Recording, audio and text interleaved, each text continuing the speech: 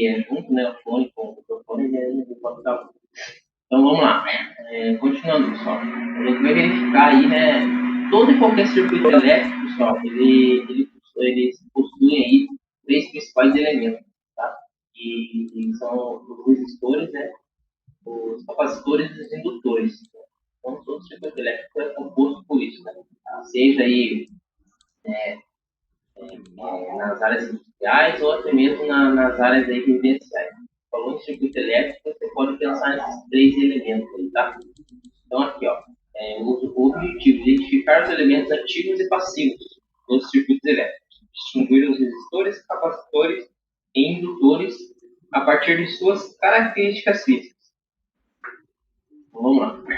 Os componentes eletrônicos. Os componentes eletrônicos fazem parte de todos os dispositivos eletrônicos existentes, como televisores, satélites, impressoras, amplificadores, aparelhos médicos, etc. O conhecimento sobre suas funções é essencial para se compreender, reparar ou projetar dispositivos eletrônicos. Uma pausa aí. Então, vamos supor assim, vamos dar um exemplo bem claro, assim, dentro da indústria. Um CLP, que é a cabeça, né, do processo industrial. São componentes eletrônicos, né, que são feitos, né? Então, aí já matou, né? Dentro da indústria aí, a principal função do controlador é fazer com que o meu processo seja controlável, certo? Define-se como componente eletrônico todo elemento de um circuito elétrico que seja capaz de transmitir corrente elétrica, podendo processá-la ou transformá-la de acordo com um objetivo final. Os elementos dos circuitos podem ser classificados como ativos ou passivos, dependendo do sentido da transformação de energia. Tem um exemplo para mim, pessoal, do que é a transformação de energia, por gentileza? Líquido, finalzinho. Falem para mim o que é uma transformação de energia. Transformação de energia térmica, energia mecânica, energia potencial, energia térmica, energia hidráulica em energia elétrica, assim, coisas parecidas? Excelente, é isso mesmo. Transformar energia elétrica em energia calórica, né? Que, vamos supor, aí, uma resistência elétrica, certo? Vamos lá. Elementos ativos. Então, a gente possui dois elementos ativos, tá, pessoal? Que são as fontes de corrente e as fontes de tensão. Os elementos ativos são aqueles que fornecem energia ao circuito, ou seja, fornecem potência. Exemplos de elementos ativos são as fontes de tensão e de corrente. As fontes de tensão ou corrente podem ser contínuas ou alternadas. Todo sistema contínuo, pessoal, que a gente vai trabalhar aí, o professor explicou para vocês lá, sinais contínuos são sinais onde eu tenho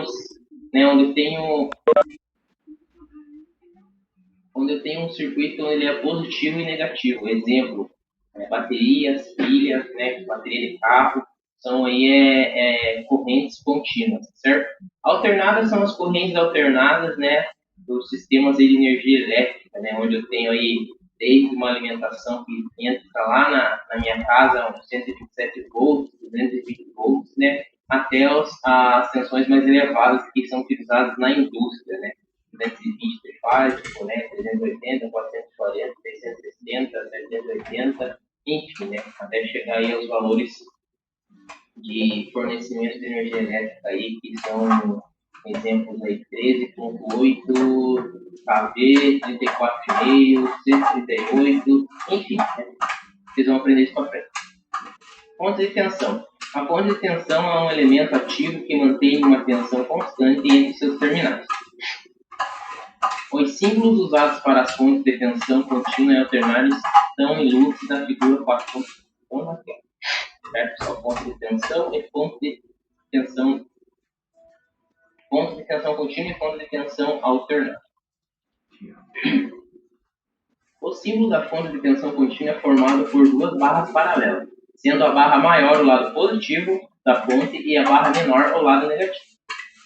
Convenciona-se que a corrente elétrica comece a fluir do polo positivo da fonte e retorna para o polo negativo da fonte. Essa representação, pessoal, do sentido positivo para o negativo é qual forma de representação? A forma real ou a forma convencional?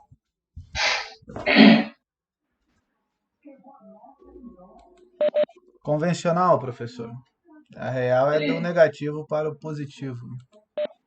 excelente. Isso aí, pessoal. Pessoal, vamos interagir, tá? Pessoal, foram Antônio aí, vamos interagir com o professor, tá? Isso aqui são, às vezes, parece perguntinhas assim, não pergunta, no texto em si, o professor consegue perguntar alguma coisa que vocês já tiveram nas aulas passadas, certo? Então, fonte de corrente. A fonte de corrente é um elemento ativo que mantém uma corrente constante entre seus terminais. O símbolo usado para a fonte de corrente é ilustrado na figura 4.2. Então, está aqui uma fonte de corrente, certo, pessoal? Todo sentido de corrente, pessoal, né, ele vai ser representado por essa seta indicando a letra I de corrente elétrica. Elementos passivos. Os elementos passivos são aqueles que recebem energia do circuito, ou seja, consomem potência, certo? Exemplos de elementos passivos são os resistores, capacitores e indutores.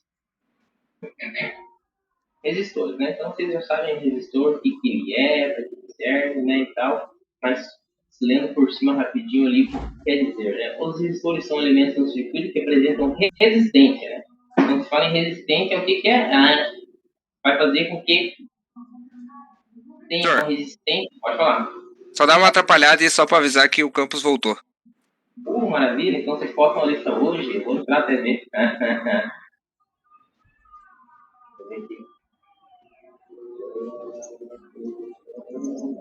Meu não abriu ainda.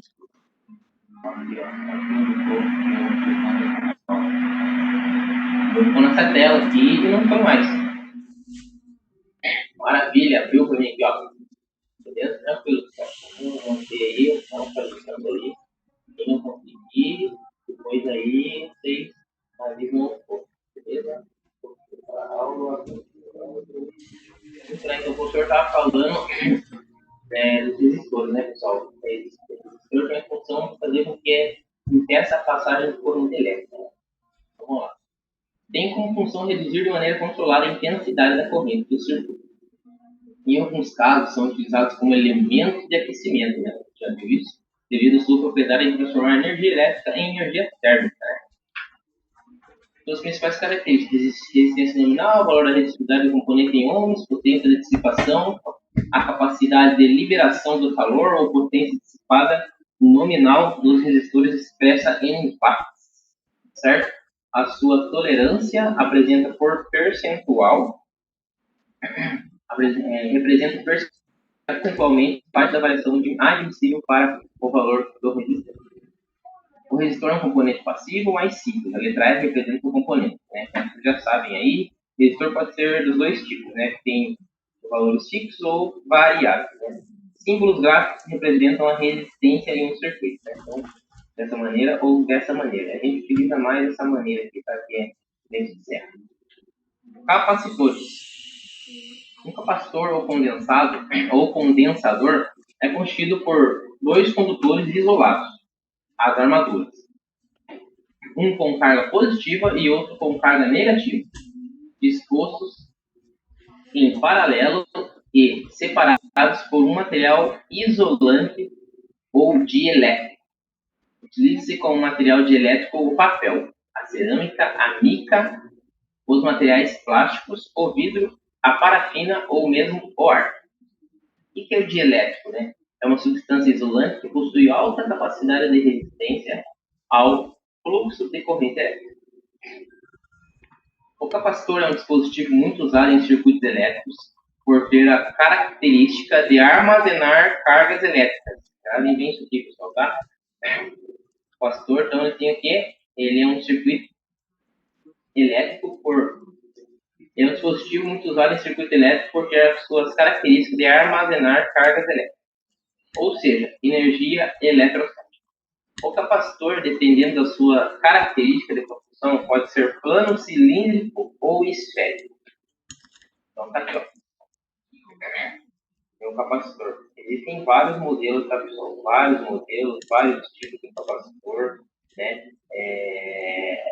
Os mais encontrados hoje, até não está aqui na foto, vou procurar e mostrar para vocês. Ele é um cilíndrico, certo? Pretinho, assim, escrito em cinza. Falta seus valores aí em farad, né?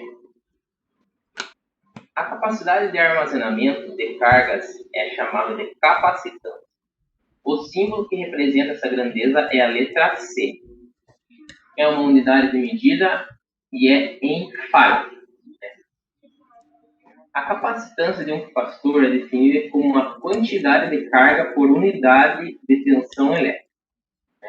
Então está aqui a formulazinha expressa, né? Onde C é a capacitância medida em farad, o Q é a quantidade de carga elétrica medida em coulomb, né? Vocês viram lá cargas elétricas, né, em coulomb. A tensão medida em volts, certo? Né? E um farad é igual a 1 coulomb dividido por 1 volt, certo? E que é bem interessante, pessoal, entender, certo? Não que o resto não seja, né? Para vocês estarem utilizando aí nas continhas, tá? A capacitância do capacitor, independente da quantidade de cargas disponíveis ou da tensão aplicada, ela depende exclusivamente da estrutura e dimensões do capacitor, certo? Então aqui, ó, formulazinha, né? C igual a constante de elétrica, né? Igual a área das armaduras e a distância entre as armaduras. Nossa, né? Por que isso, armadura? Vamos ver já para frente aqui. Onde C é a capacitância em farad, o E é a constante de elétrica utilizada entre as armaduras, A é a área das armaduras, medida em metros quadrados, e D a distância entre as armaduras, medida em metros. Comercialmente, os valores das capacitâncias variam em geral, de 1 farad a 1 megafarad. A constante de elétrica do vácuo é igual a 1. Os capacitores são largamente usados em circuito eletrônico, onde, em geral, eles têm a função de acumular a energia e usá-la em um momento adequado, como, por exemplo, para ligar o flash de uma câmera fotográfica. Só abrindo um parênteses aqui, pessoal, motores monofásicos, né? Eles possuem aí, vocês vão ver na frente, na parte do motor, eles possuem capacitores, tá, pessoal? Eles são utilizados para partida de motores, tá? Partida com professor, para ligar motores. Né? Motores monofásicos, eles têm aí um capacitor, né? Para você dar partida no motor. Exemplo, professor. Exemplo, motor de geladeira, tem um capacitor. Né?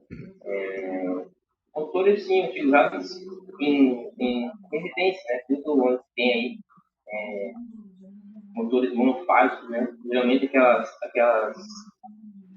betoneiras também, se não me engano, tem motor monofásico. O portão de casa que vocês abrem lá, são motores monofásicos.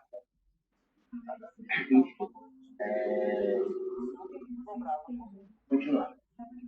O funcionamento do capacitor se dá a partir de sua carga, por meio de uma fonte de tensão ou bateria, que irá carregá-lo com energia eletrostática. Assim que o capacitor está completamente carregado, cessa a corrente elétrica que está levando a energia para ele. Continuando. O processo de carga do capacitor se assemelha ao processo de encher uma garrafa na torneira. Assim que a garrafa está completa, cheia, a torneira deve ser desligada. Né? Então, o capacitor ele é carregado, assim que ele entender que ele está sendo carregado para dar uma partida no motor, né? Ele corta a sua alimentação de corrente, tá? Então, armazenando ali aquela carga, certo? Assim como os resistores, os capacitores podem ser de valores fixos ou variáveis, e também possuem código de cores, além de um código alfanumérico, para a determinação de sua capacitância. Num circuito elétrico, a tensão do capacitor depende do histórico da corrente do capacitor. Podemos dizer que o capacitor também tem memória. Dessa forma, a corrente em um capacitor é obtida a partir da derivação e equação da capacitância. Certo? Então, aqui, ó, tem um desenho aqui do capacitor, como ele é com a parte construtiva dele, né, pessoal? As placas iguais em paralelas armazenam as cargas elétricas iguais e opostas. Assim, a carga total do capacitor é igual a zero, conforme a figura 3.1, tá aqui embaixo. Então, aqui minha carga A e minha carga B, né? A parte dielétrica, né, pessoal, entre a distância entre uma placa e a outra, né? Que podem ser aqueles materiais que o professor comentou com vocês, certo? A capacitância de um capacitor plano é diretamente proporcional à área das placas e inversamente proporcional à espessura do dielétrico, distância entre as placas. Aqui eu tenho a tensão do ponto A e a tensão do ponto B. Onde E é a permeabilidade elétrica, A é a área útil das placas planas e D a distância entre as placas, né? E aqui capacitância é igual a isso que o professor falou. Certo? O símbolo aqui dele, pessoal, a gente não pode se confundir com fonte, tá? A fonte lá, a gente viu que uma fonte corrente contínua aí, ele é representado pela duas placas também, porém uma menor e outra maior, tá? Onde a maior representa o positivo e o menor Oi, professor. representa o negativo. Uma dúvida. Vendo essa figura aí, atenção, o DDP, ela não tem sinal se é positivo ou negativa? Porque tanto na carga positiva ela tem tensão e na carga negativa tem tensão também? Não tem sinal? Na verdade é assim, ó, lá quando você for ligar o capacitor, ele vai ter, ele discrimina para você a polaridade, tá? Daí, conforme até a gente observar que ele tem positivo e negativo, lá fisicamente, no componente, ele vai ter explicando para você qual que é o negativo e qual que é o positivo. Mas ele tem polaridade, tá? Beleza? Sim, professor, isso eu entendi. É como se fosse uma bateria que depois se você unir os dois polos, passa a corrente. Mas é a tensão. A minha pergunta é sobre a tensão aí, VA e VB. A tensão em si não tem sinal? A DDP? Não, a tensão ela vai ser a mesma tanto para o ponto A como para o ponto B. Ok.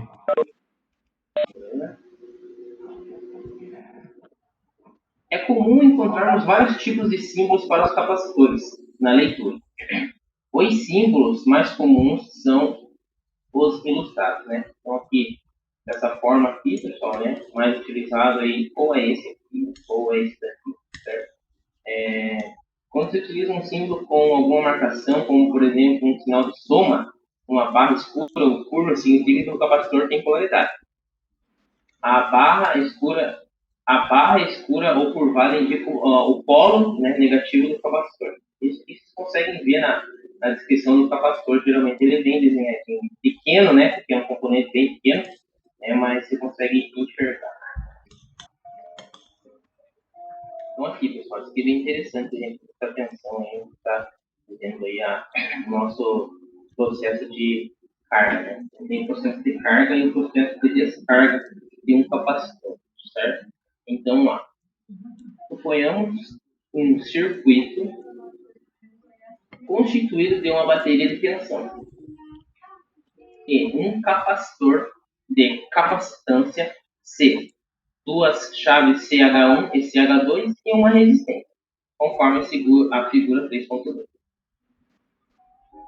No instante em que a chave 1 é ligada, a tensão nos extremos do capacitor é zero, passando a crescer rapidamente esse valor. Ou seja, no instante que o capacitor está desligado, ele está com zero de tensão. Né? Vamos supor que voltando ao exemplo da garrafa lá que abre a torneira.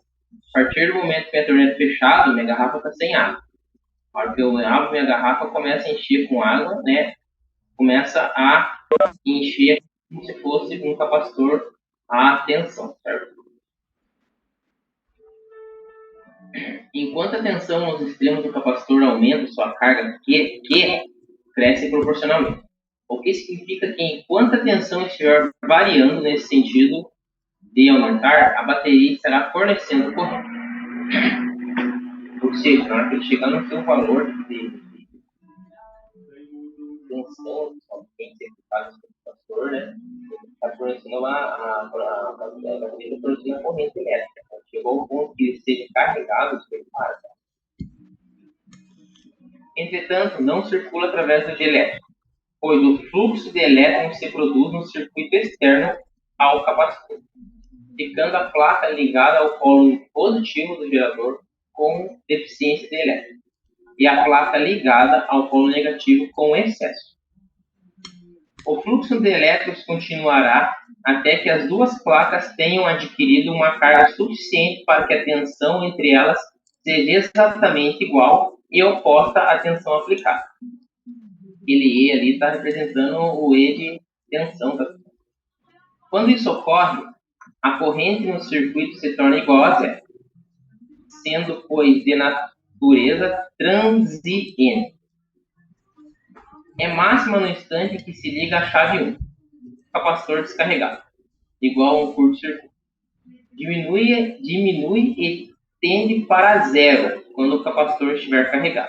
O capacitor carregado é igual ao circuito aberto. Né? Manda tensão no circuito, a hora de carregar o meu capacitor, esse circuito, né, para de mandar corrente para o capacitor. Certo?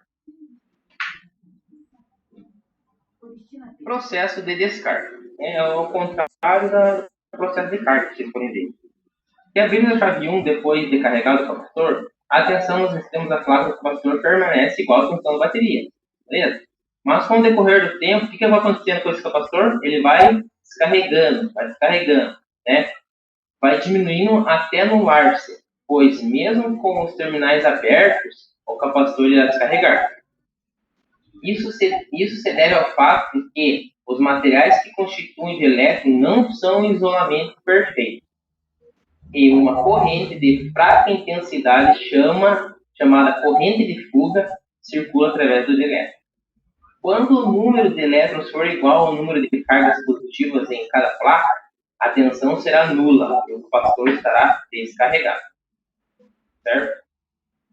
Agora, se após abrirmos a chave 1, fecharmos a chave 2, a descarga acontecerá no resistor, dissipando a energia armazenada no capacitor de forma de calor, no resistor.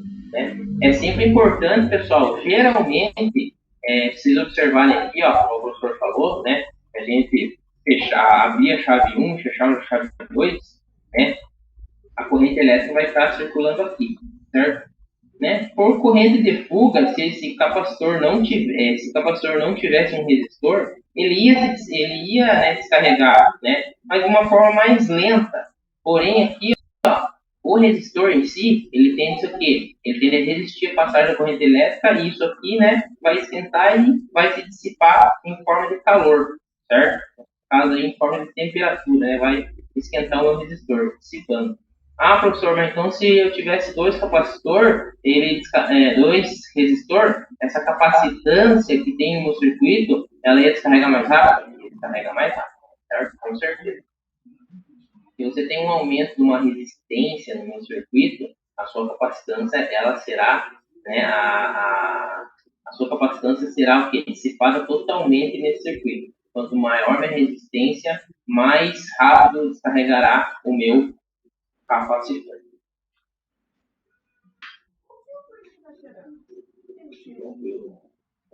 Beleza? Geralmente, pessoal, vocês vão observar circuitos eletrônicos aí, né? Quem tiver a curiosidade de abrir um circuito eletrônico um dia lá, né? Tem algum equipamento que queimou, estragou, né? Eu quando fiz curso técnico, eu tinha muita curiosidade de aprender como funcionava uma televisão de tubo, né? Então, época de TEA, né? Agora eu tô velho já, mas época quando era mais novo aí, quando eu iniciei, fazendo aí os cursos do Senai, né? Tive a oportunidade aí de conhecer uma televisão por dentro de tubo e vocês verificarem que tem muito componente eletrônico muito bem daquela época, né? Como a tecnologia não era tão avançada, então a gente encontrava muito capacitor. Né? Então, até um tempo atrás, o professor tinha guardado aí os componentes que ele tirava do eletrônico. Capacitor, resistor, né? Bastante atividade prática aí em época de Senai aí, ponte chaveada, ponte 12 volts, e eu fiz com bastante sucata aí que eu tirava da TV velha aí que eu encontrava com a rua, levar para casa. Certo? Vamos lá. Porra, deixa eu só botar o máximo. Indutor, pessoal. O que é um indutor? Nada mais, nada menos do que uma bobina, né? Ou seja, um cobre aí pode ser enrolado aí em algo cilíndrico. Vamos lá. Indutor. Como os capacitores, as bobinas, né, indutores, são componentes extremamente importantes em muitos circuitos elétricos. Todo condutor percorrido por uma corrente elétrica cria em torno de si um campo magnético de intensidade proporcional à intensidade da corrente.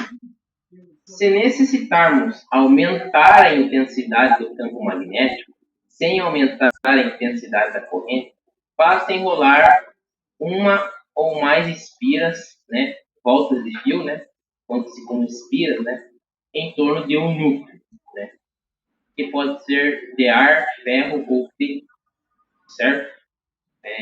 Transformadores, pessoal, tem bastante isso aí, tá? Bastante parte de indutância, aí, parte de enrolamento do motor, né?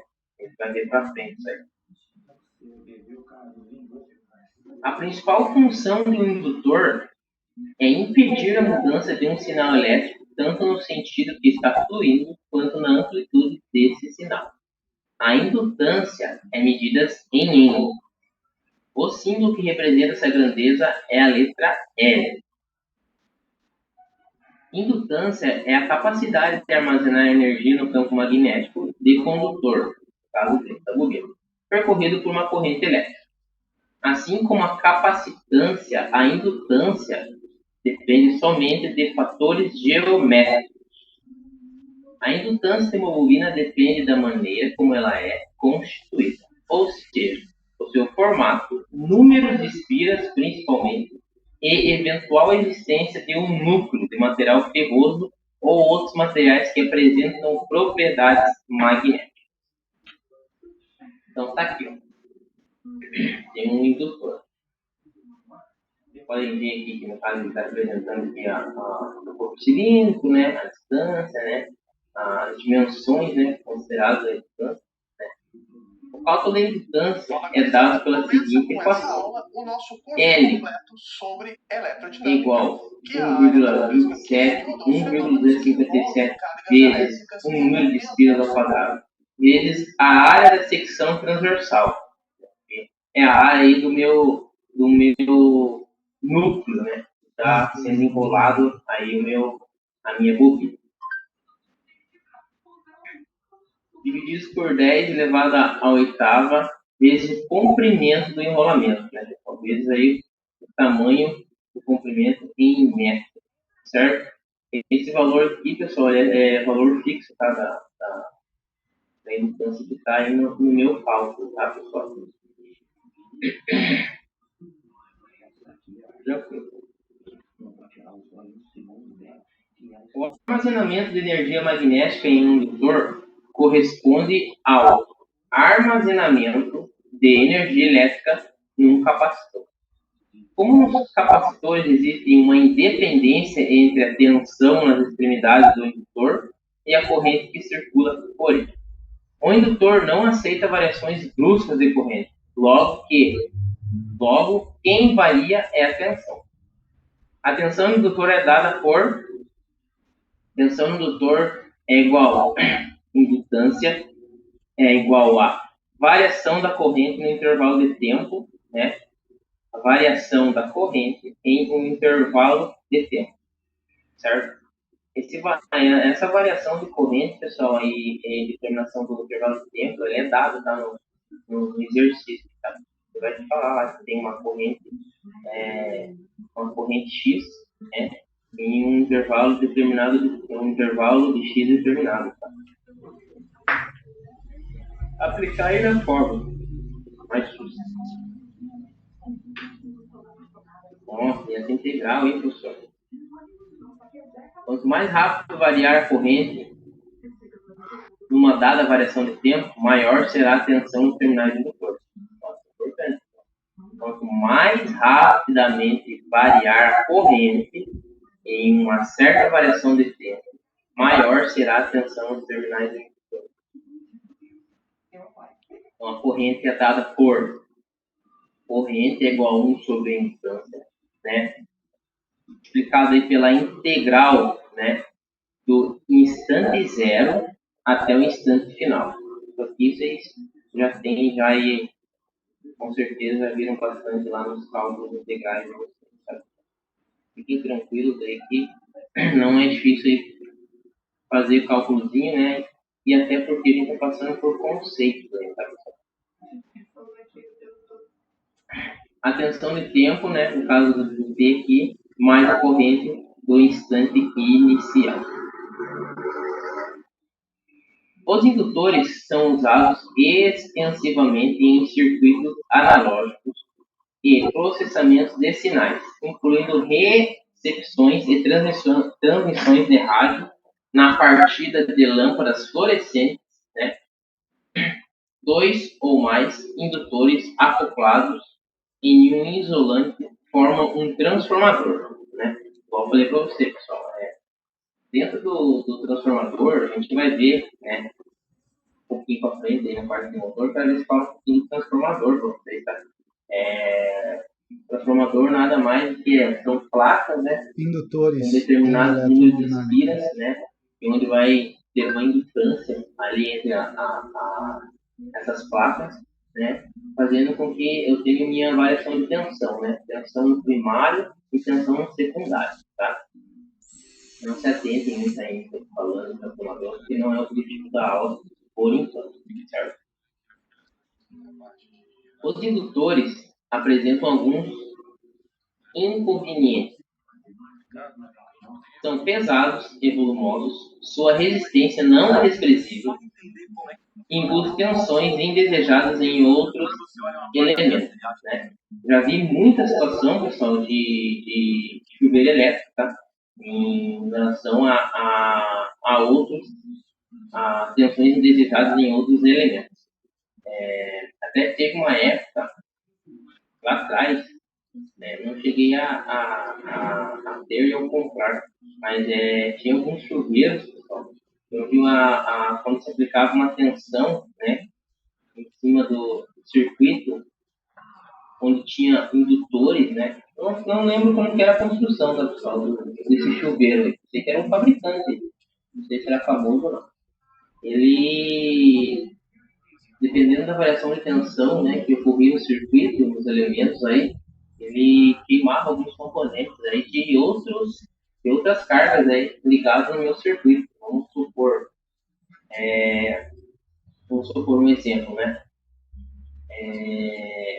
Minha televisão estava, né, na tomada lá, alimentada. Eu já vi casos de acontecer de essas tensões se variarem, né, e queimar alguns componentes elétricos aí da nossa casa. Né? Então, uma das grandes dificuldades aí do circuito onde existe uma indutância muito alta, né, essas tensões indesejadas aí em outros elementos, em outras cargas, né, que estão amarradas no circuito. Os indutores podem tomar uma grande variedade de formatos e é necessário prática para identificá-los e não confundi-los com outros componentes eletrônicos. Alguns têm a forma de um resistor e usam até faixas de cores semelhantes. A diferença, muitas vezes, está na cor do corpo do componente, que é diferente dos resistores. Ele é um componente azul, assim, se for ver, a parte construtiva dele. Então, aqui simbologia do resistor. Aqui está o código de cores, tá, pessoal? Não vamos fazer cálculo aí de código de cores do editor, que não, né, não tem um porquê aí, né? Mas a ideia dos códigos de cores aí para editores é a mesma que de resistência, tá? Já tem bastante lista rodando aí, né? Então não dá para pegar tão muita lista. Nem eu imaginava que tinha 5 listas. Então tá aqui, ó. Utilizando o código de cores para indutores, temos que o valor do indutor dado é o quê? Aqui tá meio ruim, tá, pessoal? A foto, tá? Mas pode ver que o corpo dele em si é um azul claro aí, certo? E aqui ele está identificando, ó, que o indutor é 47 vezes 1, mais ou menos 10%, né? Então aqui, se vocês forem ver, pessoal, tem aqui o amarelo, né? Não dá para dizer com amarelo, mas isso aqui é um amarelo, tá? Um violeta, um marrom e o prata, que é a porcentagem. Se vocês olharem lá na tabela, lá, ele vai ter identificando lá qual que é o valor aí do indutor. Né? Então, L é igual a 47 Henry, né? Que é a unidade determinada aí com 10%, tá? Nessa tabela. Se você pegar os valores aí de 4, 7, vai estar dando as cores, tá, pessoal? O 4 é amarelo, 7 é violeta. Então, ali 4 é amarelo, 7 é violeta, multiplicador 1, que era o marrom, tá? Marrom. E 10% aqui é o prata. Qual que é a unidade de medida do indutor, professor, que você falou, hein? Henry. Unidade em Henry.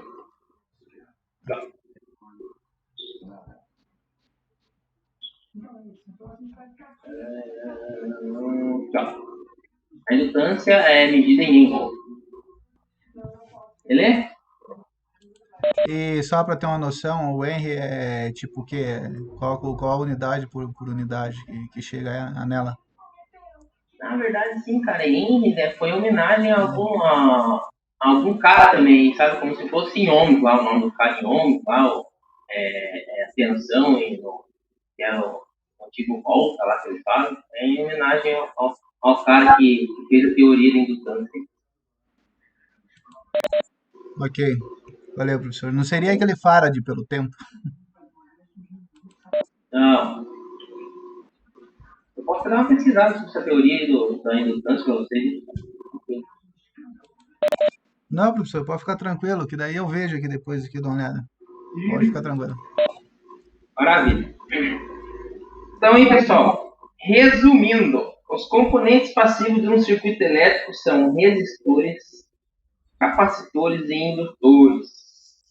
Os resistores têm como característica se opor ao fluxo da corrente elétrica, a capacidade de armazenar energia dos capacitores e indutores, né, que o professor falou ali, ou tornar úteis como fontes de tensão e correntes temporárias. Os capacitores se opõem à mudança da tensão e os indutores se opõem a qualquer mudança abrupta na corrente.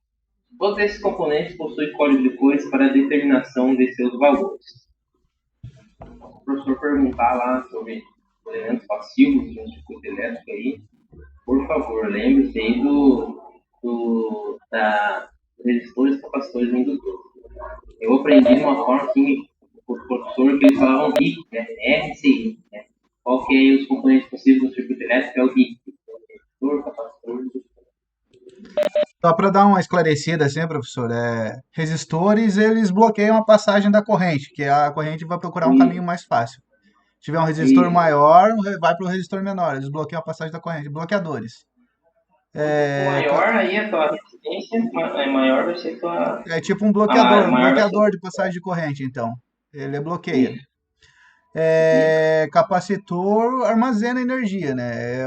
Como o nome já diz, armazena. E os indutores são responsáveis por transformar essa energia em energia sonora, em energia luminosa, mais ou menos isso? E dependendo da sua aplicação, né? Tem aqui os capacitores se opõem a mudança de tensão e o indutor se opõe a qualquer mudança abrupta na corrente. Isso mesmo. É que daí, vendo um pouco sobre isso, eu estava vendo sobre o reostato, né? Que é usado em muitas coisas, né? O reostato.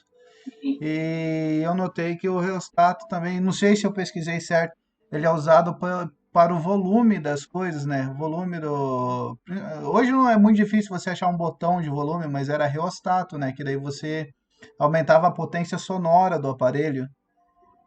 Mas só que daí o reostato em si, ele não é um resistor? Ele é da classe dos resistores ou é de tipo já é um indutor? Ele entra na classe dos resistores aí, né? Variáveis, né? Que seria aí a classe dos potenciômetros, né? Ele, assim, se a gente for observar, o meostato em si, ele é bastante utilizado aí com circuitos semicondutores. Então, tem bastante aí a variação de poder, principalmente na hora que você tem que trabalhar com circuito, ou ele vai ser um circuito, né, onde você tem momentos que ele vai ser condutor, momentos que ele vai ser isolante, né? Então é utilizado. Mas assim, cara, hoje em dia eu não sei como é que tá, mas antigamente era bastante utilizado esses meostatos em tanques aí, onde você tinha que fazer uma troca aí de temperatura, utilizando aí resistências aí no circuito, na indústria, tá? E só para completar, professor, assim, que como eu falei, né, eu tenho muita curiosidade em saber a potência do volume, como funciona, como é o controle disso daí, a potência sonora, né, transformação de potência, da potência E, elétrica à potência sonora. Daí que eu pesquisei sobre isso. Já era, como eu falei, antigo, de botões antigos, principalmente para o volume, porque daí, como você mesmo comentou, até a lâmpada elétrica mesmo já foi transformada, né, antes era um resistor lá que e bloqueava bastante, gastava muita energia e iluminava pouco, né? Hoje em dia mudou o sistema, né? Você até falou sobre os indutores aí, como na luz elétrica, né? É isso mesmo. maravilha, é isso aí. Mas assim, essa parte até a parte de resultado, pessoal, é bem interessante vocês procurarem sobre isso aí, para vocês entenderem, né, onde eram utilizados, né, em circuitos mais antigos é bastante utilizado em resultado. Então, eles transformam em condutores e semicondutores. Beleza? Associação, pessoal, de capacitores.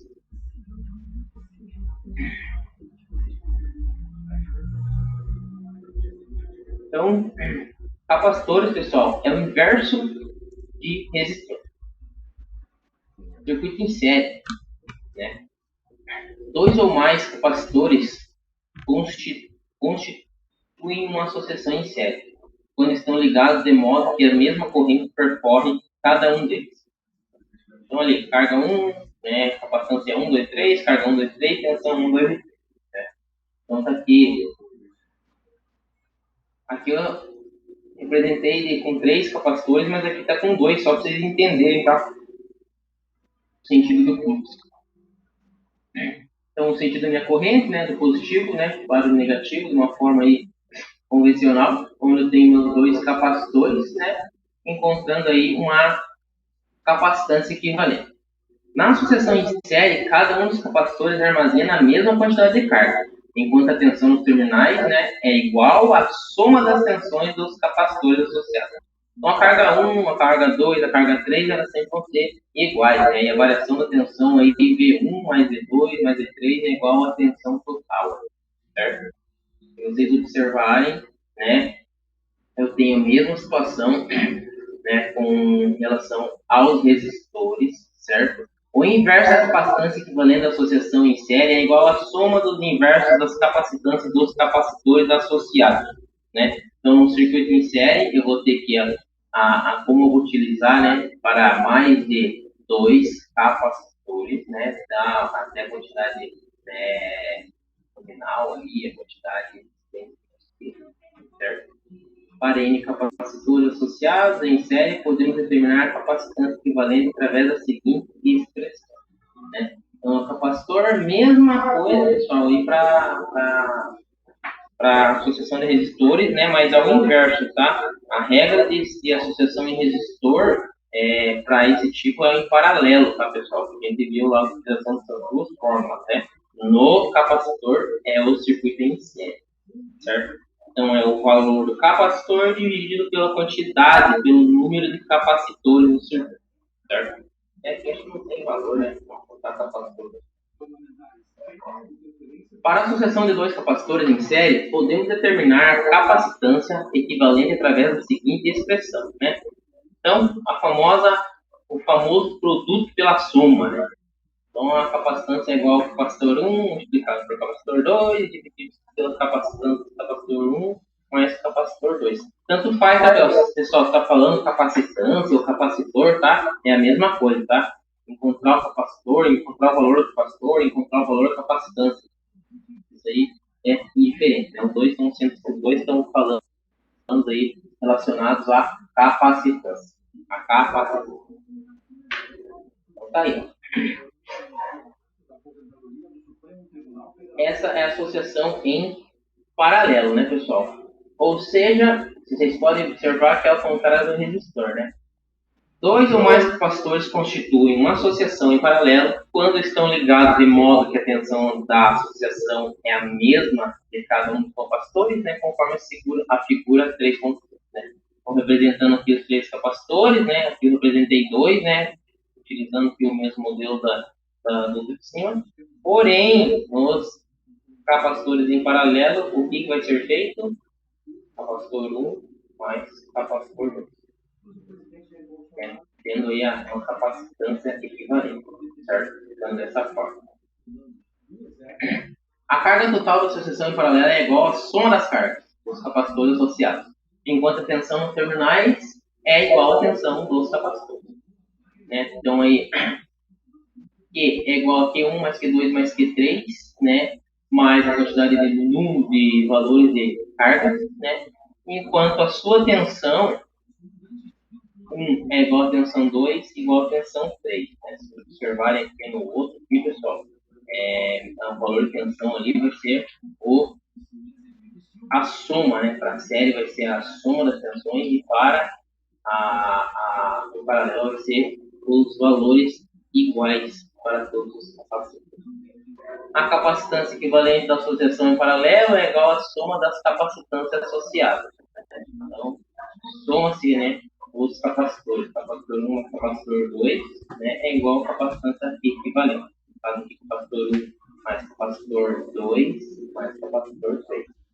Tomar bastante cuidado, tá, quando a gente está fazendo associação de capacitores e associação de resistores, tá, pessoal? O professor dá na prova lá para vocês calcularem a capacitância total. O cara olha assim, já de cara, e ele já vai fazer um paralelão aqui e já faz coisa errada na prova. Perde tudo, aí já vê. E, como não podia faltar, a nossa associação de capacitores mista, né? A associação mista de capacitores da figura 5.8a mostra um circuito com dois ramos. Essa palavrinha é muito interessante. Lembre-se dessa parte de ramos. Dois ramos e em cada um existe um capacitor de 4 fases e 8 fases. Em série, com dois capacitores em paralelo. Um farad com 3 fases e 6 fases. Com 2 fases. Em paralelo. Tá? O cálculo da capacitância total desse circuito começou com o cálculo da capacitância das associações em paralelo, que é só realizar a soma. Após esse cálculo, ao redesenhar o circuito, restam apenas 2 capacitores em série, em cada ramo. O cálculo da capacitância equivalente dos capacitores em série resulta em 2 capacitores em paralelo, né? A figura 5.8, né? E por fim, a capacitância equivalente total. Aí. Redesenhando o circuito, né? Certeza que vocês pegaram aí bastante atividade aí, principalmente das listas aí, onde você tinha que redesenhar, tá, pessoal? Sempre um circuito, redesenhe. Ah, professor, consigo fazer de cabeça? Beleza. Mas tente redesenhar, tá? Redesenhar para chegar numa didática mais tranquila, para não se perder, né? Então, aqui, realizou aqui, ó. Aqui tá bem dizendo bem certinho, ó. Associação mista capacitores. Na figura A, capacitores em série com associação de capacitores em paralelo. Certo? Então, aqui realizei a soma, né? Capacitores em paralelo eu somo, vou ter um valor 4 e repito o meu valor 4. Redesenho, né? Embaixo a mesma coisa, 6 com 2, 8. Vou repetir o meu 8. Certo? B, capacitância equivalente dos dois capacitores em paralelo, né? Então tá aqui, ó, dois capacitores em paralelo, né? E os dois capacitores em paralelo. O que a gente fez aqui, ó, uma regra aqui, pessoal, né? Que a gente já viu que dois capacitores em paralelo, né? Ah, não, para vencer, não, tá em paralelo, dois capacitores. Dois resistores em paralelo, né? O valor do meu resistor dividido por 2, né? 4 por 2, 2, 4. Certo? E mesma coisa embaixo. 8 com 8, o mesmo valor, né? Vai dar 4, 4 por 8, por 2, 4. Se tivesse ao contrário, pessoal, né? O 4 aqui, o 8 ali, daí ia ter que fazer o cálculozinho lá do produto pela soma. Por que eu não recomendo? Eu, professor, né? Querem fazer, pode fazer. Dessa maneira aqui, ó. Peguei no 2 aqui, todos esses cálculos, beleza, pode fazer, não tem problema. Né? Mas utilizem isso aqui, só. Muito mais fácil. Utilizem isso aqui, ó. Pega 2, professor, mas tem três capacitores lá. Eu posso já aplicar dessa forma, beleza? Pode aplicar. Mas quer tentar aí as regras, né? As divisões de fração, né? As somas aí, as multiplicações. Conselho do professor. Pegue e faça pela regra do produto pela soma. Então aqui fez o quê? Fez o paralelo entre esses dois caras aqui, né, pessoal? E cheguei no valor, desculpa, fez a soma, né, desses dois caras aqui, ó. Até o professor se confundiu. Fez a soma desses dois caras aqui em paralelo, né? 2 mais 4, 6 para. Certo? Professor, só dando reforçada. Nesse desenho? Professor, tá me ouvindo?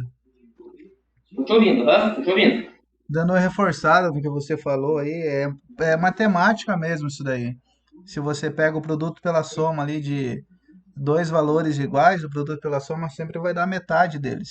Sempre vai dar metade, né? Sempre vai dar metade, entendeu? Se pega o 4 com 4, sempre vai dar 2, o 8 com 8, o 10 com 10 vai dar 5, sempre é metade. Na matemática. Não é regra para associação de resistor, pessoal. Isso é regra matemática mesmo. É matemática. Beleza? Tranquilo, né? O circuito, né, pessoal? Então, resistores em série soma, em paralelo faz o produto pela soma, e capacitores em série produto pela soma e em paralelo soma. Já para indutores, pessoal, né? Indutores em série, assim como os resistores apresentam uma indutância total, a soma das indutâncias em série, né? Ou seja, é a soma dos indutores, né? Volta ao exemplo aqui, ó. Indutor equivalente é igual a indutor 1 mais indutor 2, né? Somente a soma dos indutores, certo? Em série, né? Mesma coisa. Então, é L1 mais L2, né? Vai dar o valor da minha indutância total. Da forma análoga ao que fizemos com resistores, para encontrar a indutância equivalente a uma associação de indutores, precisamos identificar o valor da indutância, que do ponto de vista do circuito externo é identificado idêntico aos indutores associados, né? E mesma coisa em paralelo, tá, pessoal? A mesma regra, né? Então, aí, o inverso da indutância total equivalente dos indutores em paralelo é igual à soma do inverso das indutâncias existentes. É. Então, ali, ó, mesma regra, tá, pessoal? Isso aqui, ó, eu já coloquei um desenho assim para vocês identificarem uma corrente, né? E a gente vai ver pra frente aqui, ó, a lei de Kirchhoff, né? Onde existem a divisão da minha corrente, né? Onde eu parto do meu ponto positivo, né? Onde eu encontro um nó, né? E a minha corrente se divide. Para vocês já irem começando aí a se identificar a mesma coisa assim, né? A corrente dividiu, a corrente dividiu.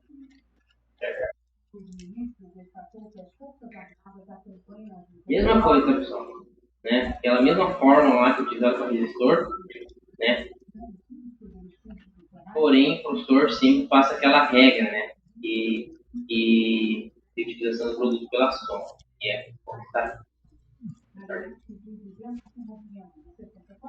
Indutores mistos, mesma regra. A indutância equivalente do circuito, a associação mista, pode começar a ser calculada a partir de obtenção da indutância equivalente dos indutores em série.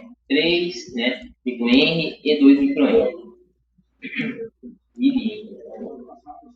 Logo após obter essa indutância equivalente, verifique-se que ela fica em paralelo com a indutância de 5 mA. A indutância equivalente da sucessão em paralelo, fica em série com a indutância de 1 mA. Mesma coisa, regrinha lá, 3 mais 2, 5, né, paralelo aqui, né, 5 por 5 já vai 5 dividido pelo valores são iguais. Coloquei esses valores aqui para ficarem facilitados, pessoal. Vocês já identificarem aqui em paralelo aqui, os meus valores pode ser dividido aí o valor do resistor pela quantidade. Então 5 por 2, aí vai dar 2,5, certo? Já encontrando aqui uma solução em série, somei com o meu cara, encontrei meu valor de 3,5. 2,5 mais 1, né? 3,5 mA. Não tem erro, tá, pessoal? Não tem erro. Valores exatamente da mesma forma, da mesma regra que resistores. Resistores, mesma regra que resistores. Perdão. Note que a indutância equivalente de indutores em série e em paralelo segue as mesmas regras em relação à resistência equivalente de resistores em série e em paralelo, enquanto o capacitor segue da regra oposta, né? Então, a única regrinha diferente é dos capacitores. Isso acontece devido a ambas indutâncias de resistência terem proporcionalidades diretas quando relacionadas à tensão e corrente, enquanto a capacitância possui proporcionalidade inversa.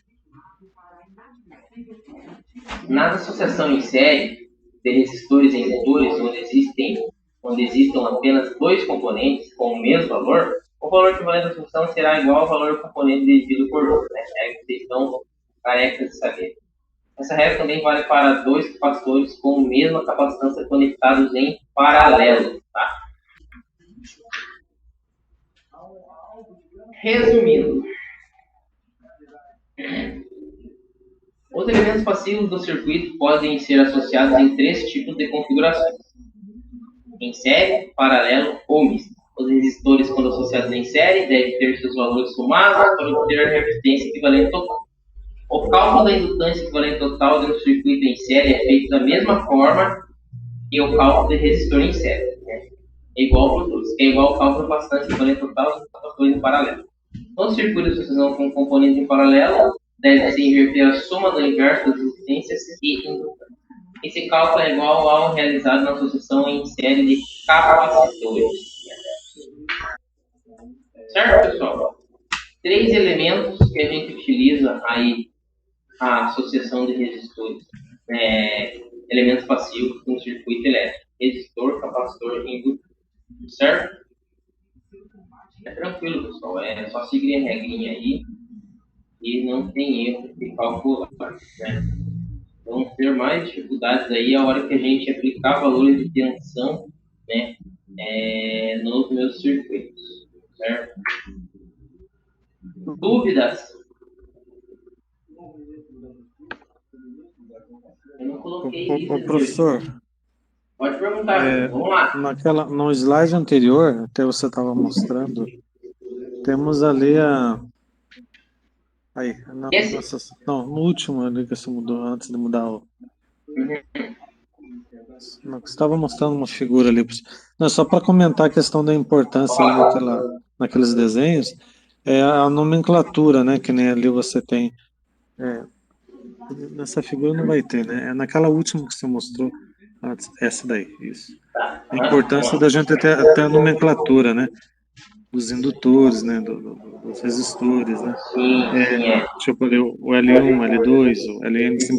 Eu não sei se todos os exercícios iriam vir dessa condição, ou a gente tem que, se não tiver, a gente tem que, vamos dizer assim, renomear para a gente ter um melhor controle na hora da gente demonstrar o resultado. Na verdade, assim, acho que até foi uma falha do professor, tá? Quando vocês têm um circuito aí, né, desde lá de resistor, capacitor, né, indutor, sempre deem nomes, tá, pessoal, pros componentes, né, igual tá aqui, né, igual o Juliano comentou. Indutor é 1, é 2, né, Ah, mas tem uma regra? Não. A regra é você que vai fazer dessa maneira. Posso chamar esse cara de L1? Posso chamar esse cara de L2? Pode, fica total liberdade sua. Porém, você tem que saber quem que é L1 e quem que é L2, tá? Mesma coisa para resistores e capacitores, né? Se a gente for botar aqui, ó, capacitor 1, capacitor 2, capacitor 3. Tá aqui, capacitor 1, capacitor 2, no caso desse exemplo. Poderia chamar esse aqui de capacitor 1 e esse aqui de capacitor 2? Poderia chamar CA, CB? Poderia, não tem problema. Você está fazendo a sua nomenclatura. Desde que você entenda o raciocínio que você está fazendo, para mim está excelente, certo? Mas é isso aí mesmo, Juliano. Até aqui, né, diz carga 1, carga 2, carga 3, tensão 1, tensão 2, tensão 3. Beleza? Beleza, professor. Maravilha. Lei de Kirchhoff. Vamos lá então, né, pessoal? Tem duas regras aí para as leis de Kirchhoff, tá? As leis das correntes e as leis da tensão. Todo circuito elétrico, pessoal, você vai ter aí tensão, corrente e resistência, certo? Os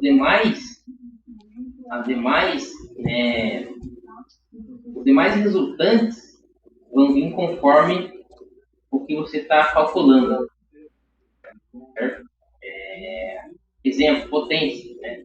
A potência é uma derivação aí, né, da regra que você tem para encontrar potência no circuito. Mas sempre que vocês observarem um circuito elétrico, seja ele qual for, corrente contínua, corrente alternada, né? Existem semicondutores, né, isolantes, condutores, né? Uma potência baixa, uma potência alta, né? Sempre vai ter corrente e tensão. Sempre um circuito elétrico vai ter duas grandezas. Não consigo encontrar o valor de uma resistência se eu tiver só o valor de corrente. A lei de Ohm, ela é bem clara, né, e diz para a gente que a gente precisa ter duas grandezas, né, num circuito elétrico. A lista 1 lá de um resistor, lá por 6 de lei de Ohm, né, todo circuito ele dava ou o valor de tensão e corrente, ou o valor de corrente e resistência, ou o valor de tensão e resistência, ou o valor de, sei lá, de tensão e corrente, né? Sempre tem duas grandezas. Então vamos deixar bem claro que todo circuito elétrico possui as grandezas de corrente e tensão, tá, pessoal? Se não tiver, vai ter duas nomenclaturas, né? Então, vamos lá. Objetivo da lei de Kirchhoff: analisar um circuito elétrico complexo em corrente contínua, usando as leis de Kirchhoff das correntes e das tensões. O comportamento dos circuitos elétricos é governado por duas leis básicas, chamadas leis de Kirchhoff, as quais decorrem diretamente das leis de conservação de carga e de energia existente no circuito. Elas estabelecem relações entre as tensões e correntes, entre os diversos elementos do circuito. O professor falou para vocês se atentarem na palavrinha ramo. Alguns conceitos são primordiais antes do estudo da lei de Kirchhoff, sendo elas: ramo é a representação de um único componente conectado entre dois nós, tal como um resistor ou uma fonte de tensão. Esse termo também é usado para o grupo de componentes sujeitos à mesma corrente. A figura 7.1 que está aqui, vamos ver, o resistor 1 está compreendido entre dois pontos. Não, resistor 1, tá? Dois pontos. Resistor 1, dois pontos. Certo? Ou seja, ele constitui um ramo do circuito. Um ramo do circuito. Certo? Nó é o ponto de junção de dois ou mais componentes de um circuito, ou de um ramo, certo? Quando um fio ideal conecta dois nós, os dois nós constituem um único nó. Isso chama-se de curto-circuito. A figura 1 A figura 7.1 destaca 2 nós do circuito, certo, pessoal? Um nó, certo? Depois vocês vão ver os outros nós aí conforme a gente vai verificando, né? Então tem 1 nó, 2 nós, 3 nós, 4 nós. Vamos continuar a leitura. Circuito fechado, né? Como vocês já sabem, é qualquer caminho fechado no circuito, né? Circuito fechado, circuito fechado, circuito fechado. Malha. Não vamos se confundir com malha de controle, tá, pessoal? É o caminho fechado que não contém outro caminho fechado dentro dele. Figura 7.1 representa um circuito com 3 malhas. Malha 1, malha 2 e malha 3. O número de malhas e nós de um circuito depende da topologia dele. Existe, no entanto, uma relação entre o número de malhas, ramos e nós do circuito, dada pela seguinte equação. A malha é igual ao número de ramos menos o número de nós, certo? Mais 1. Então tá aqui, ó. Número de malhas, representado pela letra M. B, número de ramos, número de componentes do circuito, né?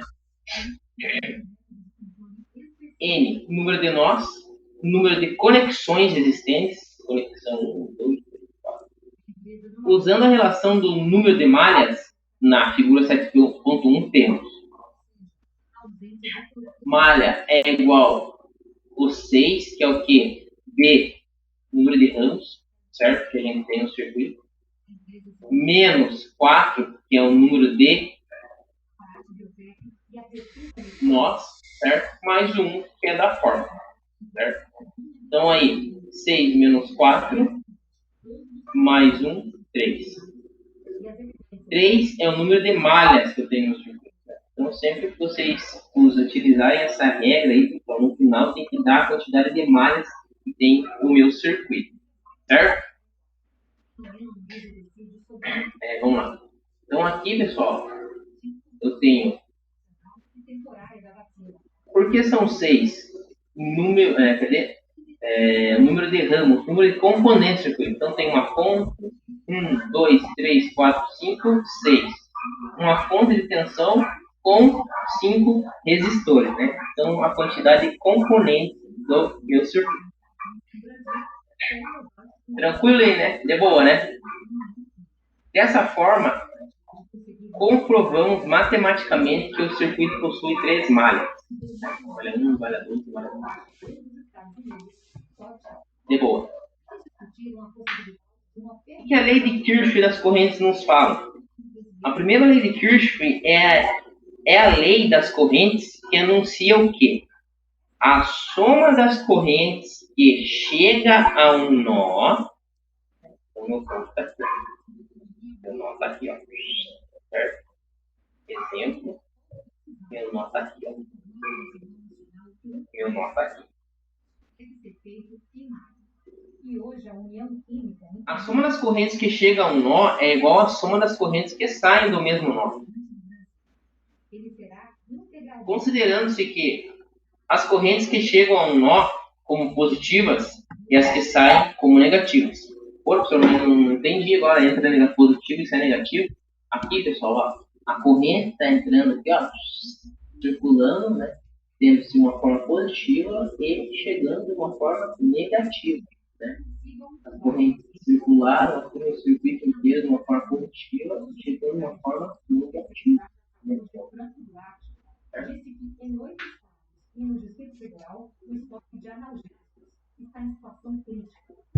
O dissertativo está... A lei de Kirchhoff estabelece que a soma algébrica das correntes incidido a um nó deve ser nula. A lei de Kirchhoff das correntes é baseada na lei da conservação da carga, ou seja, a corrente de entrada é a mesma da corrente de saída. Ou seja, na figura temos a corrente I1, que está chegando ao nó, sinal positivo, e as correntes I2 e I3, que estão saindo sinais negativos. Certo, pessoal? aqui, né, igual o professor escolheu, que a somatória da corrente de entrada tem que ser igual à somatória da corrente de saída.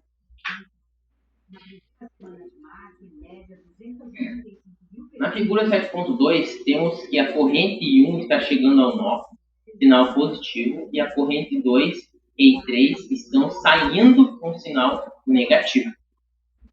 Ou seja, a corrente que circula, né, 1 positiva, tem a corrente 2 chegando negativa, né, e corrente I3. Isso tem que ser igual a 0. Aqui para a nomenclatura, né, pessoal? Estamos determinando, nós estamos colocando valores de corrente. Tá?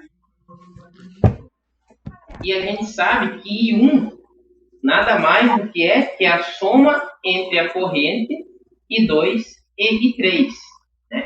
Ou seja, se eu tenho uma corrente que está saindo com um valor de 10 amperes no circuito, né, eu sei que I2 vai ser 5, né, e I3 vai ser 5. Isso antes de chegar no resistor, tá, pessoal? Professor, isso, aproveitando que o desenho que você está aí com o mouse, aí, dá para fazer uma analogia, um raciocínio que eu tenho? Por exemplo, a nossa casa, aproveitando esse circuito aí, 110, né? A gente saiu com a tensão de 110 volts ali. Foi para o L1, corrente de L1, foi indo. Ainda vai passando, ainda não se perdeu nada, não se pôs nada, passou a mesma tensão ainda daí. Passou no nó. Chegou no R1. O R1 é minha televisão. O R1 é minha televisão. O R1 é isso, né? Que é a resistência dentro dos aparelhos que elas estão posicionadas, né? Minha televisão. Daí essa tensão aí se perdeu para esquentou a televisão, né? Gerou energia luminosa, potência sonora, efeito Joule e tal. Depois que passou para o R1, a minha corrente diminuiu. Passou. Daí a do L2 foi lá, passou pela minha geladeira. Daí, energia térmica, precisou para acionar, diminuiu a corrente de novo. O que se perde no circuito, o que se perde, não, o que se dissipa é a corrente. A tensão é a mesma sempre. A tensão é a mesma sempre. O circuito de tensão é a mesma sempre. O que vai se dissipar no teu circuito é a tua carga, tá? A corrente a carga da corrente elétrica, né? Isso, em cima então, do... é que daí no outro nó lá do R1, R2 que se encontra de novo ali, ela já está com a corrente bem menor, né, para voltar ao circuito, mas a tensão ainda é a mesma, né? A tensão é a mesma, a tensão circular aqui é a mesma, né? Porém, pode falar. Então, daí o meu raciocínio é esse, daí no final, no último nó aí perto do mouse que você está aí, é que se encontra as correntes de novo, aí a corrente vai estar bem menor na saída do que na entrada, né? Na entrada lá, ela entrou com... O que está menor? Menor é a corrente elétrica, porque a DDP é a mesma, a tensão é a mesma, né? Mas você tem o seguinte, ó, vamos pensar da seguinte forma. A tua corrente da entrada aqui, ela vai se dividir num valor, certo? Ela vai ser utilizada no teu circuito, porém, né, o resultante vai ser o valor da corrente de entrada, tá? Aqui a gente vê pela regra aqui, que I1 é menos I2 é menos I3 é igual a 0. Aqui não estão dando valores ainda, tá? Mas o teu valor, aqui tua corrente foi utilizada, beleza. Mas tua corrente, ela tem que fazer o quê? Ela tem que passar pelo circuito. O que está retornando é o restante da tua corrente que você tem de entrada, tá? Que seria o teu I1. Ou a somatória de I1 e I3. Tá, professor, o que eu quero entender é o seguinte, voltou lá no final. O que chegou menor lá que se dissipou no R1, que se dissipou no R2?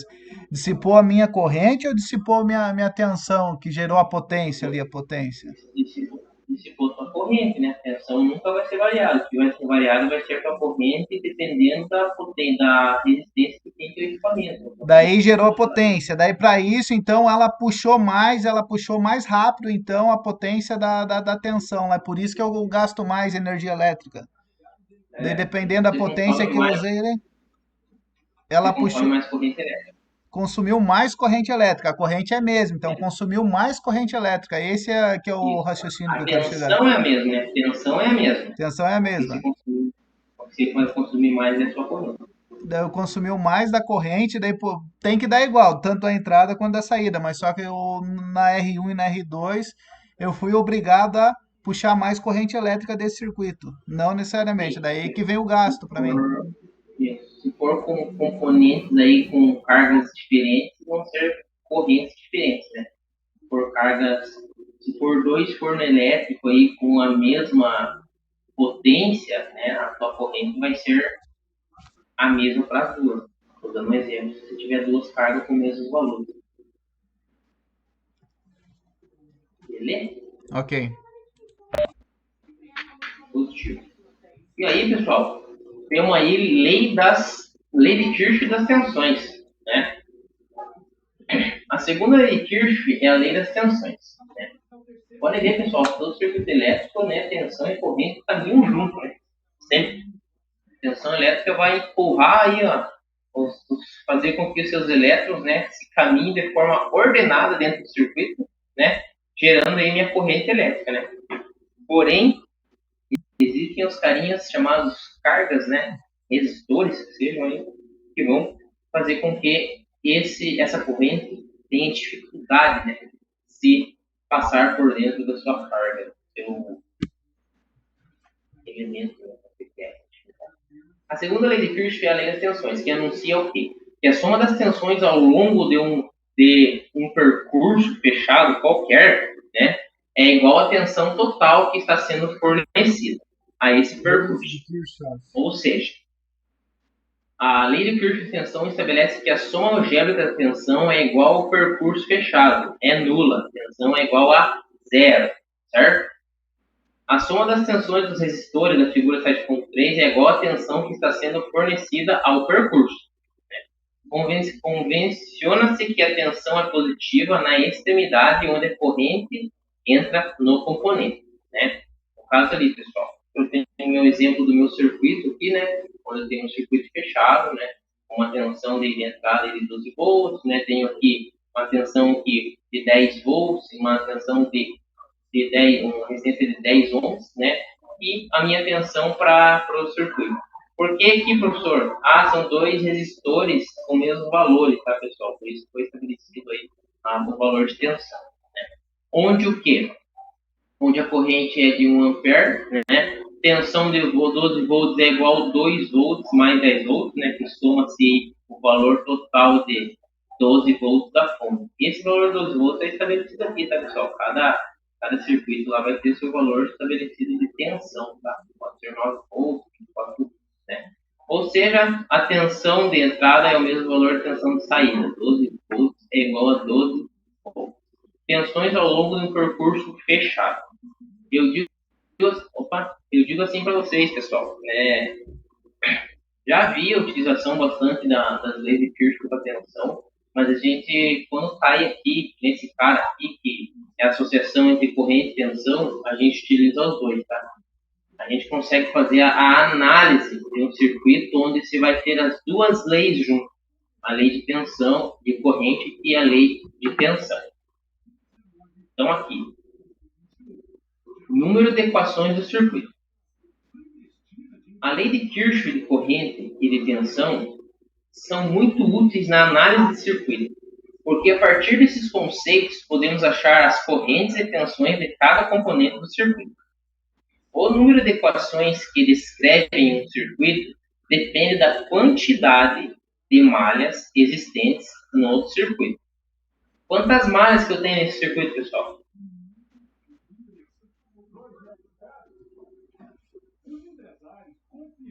Creio que duas, professor. 2 malhas. Beleza, tenho 2 malhas.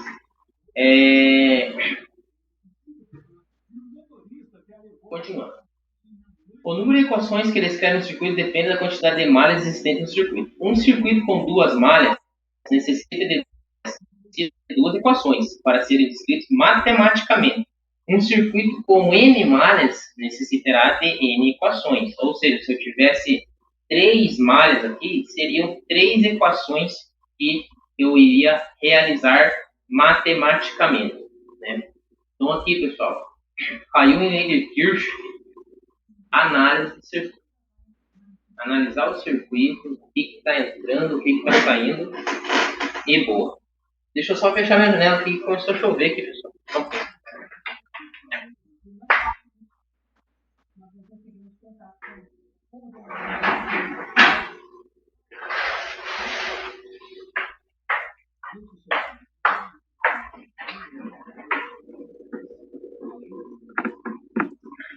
Pelo menos pra mim aqui tá chovendo, não sei pra vocês aí, mas aqui tá garoando. Vamos lá. Voltando ao raciocínio. Vocês estão me ouvindo bem aí? Às vezes coloca o fone de novo e daí já dá a dica de novo, não. Vamos falar aí. Estamos sim, professor. Estão ouvindo bem. Vamos lá. Maravilha. Seguindo o barco. Então tem aqui o seguinte, ó. Duas malhas, certo? Com vários componentes, uma fonte de tensão, né, uma outra fonte de tensão aqui em cima, né, resistores, né, enfim. Vamos lá. Agora que preciso que vocês analisem bem com o professor, tá? O professor vai passar para vocês aqui as análises das malhas. Tá? Então vamos lá, o circuito da figura 7.4 possui duas malhas, isso a gente já sabe, pelas quais circulam as correntes I1 e I2, maravilha, respectivamente. Ambas as correntes são determinadas com o mesmo sentido, né? E é utilizado a lei de Kirchhoff da tensão, podemos encontrar as duas equações do circuito.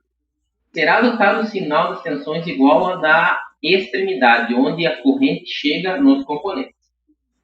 O resistor de 10 ohms pertence às duas malhas, né? Então aqui, se vocês observarem aqui, ó, as duas malhas, tá? Se eu conseguir enxergar bem, isso quer que eu aumente um pouco esse cara aqui? Vamos ver se não foi. Esse evento é muito aqui. Tá tranquilo para chegar, professor? De boa, né?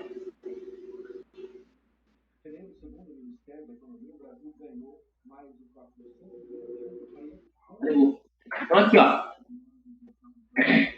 O resistor 10 ohms pertence às duas malhas. Logo, ele deverá aparecer nas duas equações. Nas equações usando a corrente 1 e 2. Então, beleza. Então aqui, ó, pessoal, análise de malha, né? Então a malha 1, ó, até tá circulado aqui, pessoal, né? O que a gente vai utilizar, né? Então prestem bem atenção. Na malha 1, eu inicio o meu circuito menos 12 volts da fonte, certo? Mais 10 vezes a corrente, certo? Por que é 10 vezes corrente? Porque eu estou achando a tensão, pessoal. Então, né, para me achar a tensão, não estou fazendo a resistência por corrente. V é igual a R vezes I, certo? Mais 10 vezes a corrente 1, né? A corrente 1 desceu aqui, menos quem? Menos 10 vezes a corrente 2. Certo? Menos 10 vezes o quê? A minha corrente I2. Igual a 10. De novo. Menos 12 mais 10 vezes I1 mais 10 vezes I1 menos 10 vezes menos 10 vezes I2 igual a 10. Malha 2. Onde que inicia minha malha 2? A partir eu desenho que tem da minha fonte. Certo? Então lá, menos 2 volts mais 4 vezes I2 mais 8 vezes I2 mais 10 vezes I2 menos, quem, pessoal? Menos 10 vezes I1 igual a 0. Certo? Tranquilo? Análise da malha? Positivo. Continuando. Então aqui, pessoal, né, a gente vai chegar aí num sistema, tá, pessoal? Isso aqui é um sistema. Se a gente for calcular, isso cai num sisteminha. Então, análise da malha menos 12, mais 10 vezes 1, mais 10 vezes 1, 10 vezes 2. Né? Então, o que eu posso fazer aqui, pessoal? Eu tenho, né, os valores de 1, né? Então, eu posso somar, né, a corrente, o valor da resistência né, de 10, que é da minha corrente 1, né? Então 20 vezes 1, certo? Menos 10 vezes 2. Tá, professor, mas por que ficou 12 positivo? Pego o meu valor da fonte e jogo para depois do igual. O que está negativo se torna positivo, certo? Então, somei as minhas resistências, certo? Multipliquei pelo meu valor de 1, que é o mesmo, certo? Menos o 10 vezes a corrente 2, certo? E dá 12, certo? Então, já tenho o valor aí da minha primeira malha, né? Do meu primeiro resultante da minha malha, certo? Mesma coisa para minha malha 2, né? Vou pegar o meu 2 negativo, vou jogar para lá, vai passar como 2 positivo, certo? Menos 10, aqui é a mesma situação, né, para corrente aí, valor de 2, certo? Então, eu tenho menos 10, estava aqui, vezes a minha corrente 1, certo? Mais a corrente, né, de 2, que vai ser aí meus valores de corrente 2, 8, né, 10, e o valor da corrente 2 aqui, certo? 22 vezes e 2, mesma coisa. Tomei aí os valores das minhas correntes D e 2, certo? Igual a minha tensão, né? Que é 2 que eu passei do negativo para depois de igual positivo, certo? Dúvida? Tranquilo? Boa? Tranquilo, professor. Daí você faz uma associação lá de equações aí para descobrir o valor de I2, você descobriu? Isso. Também. Agora vamos fazer o seguinte, ó. Eu vou jogar esses valores no sistema, certo? Vou igualar aqui, pessoal, ó, para a gente poder cortar isso aqui, ó. Multiplico por 2 esse valor aqui, ó. Lembra no sistema que escrevemos aqui? Multiplico por 2, né, igualando o quê? 20 com 20, né, para gente poder cortar, né, então prestem atenção aqui, ó. Prestem atenção. Multipliquei por 2, então ficou de baixo, né, ficou 20, né, 22 vezes 2, 44, né, e o 2, 4, né. Cortei mais 20 com menos 20, né, e fiz aqui o meu cálculozinho aqui, certo, pessoal? Menos 10 mais 44, eu vou ter o 34, certo? Tranquilo? Multiplicado pela minha corrente I2, que é o mesmo, certo, pessoal? Tranquilo ou não? Né? Aqui que eu fiz, tomei só os meus valores aqui de valores que eu tenho de fonte. Mas não era 2, tá? Mas agora passou, ficou 2, ficou 4. Então eu tenho um valor de 16, né? Encontrando quem, pessoal? O meu valor de resistência, certo? Eu tenho valor de tensão, regrinha, encontro a corrente 2, né? Então, vai estar lá no VRI, né? É um triângulo lá da lei de Ohm, né? Eu quero achar quem é corrente. A gente sabe que VRI é o quê? Quero achar a corrente, eu faço a tensão pela resistência. Então, tá aqui, né? Ó. I2 é igual a 16, dividido por 34, então minha corrente I2, circula aqui, ó, é igual a 0,47 amperes, certo? Substituindo o valor da corrente I2 na minha malha, né, eu vou ter quem? Minha malha I2. Eu tenho 20 vezes 1, menos 10, que isso já estava, e só substituir aqui, ó, o meu I2 pelo valor de corrente, né, igual a 2. Então, I2 aqui, substituir 2. 20 vezes corrente 1, menos o 10 vezes a corrente 2 que eu tenho aqui, ó, que é igual a 2. Beleza, fiz aqui, né, os meus valores e as minhas multiplicações, né, onde eu vou repetir o quê? Que a corrente, a resistência, eu tenho vezes a minha corrente 1, que é igual a 16,7. Né?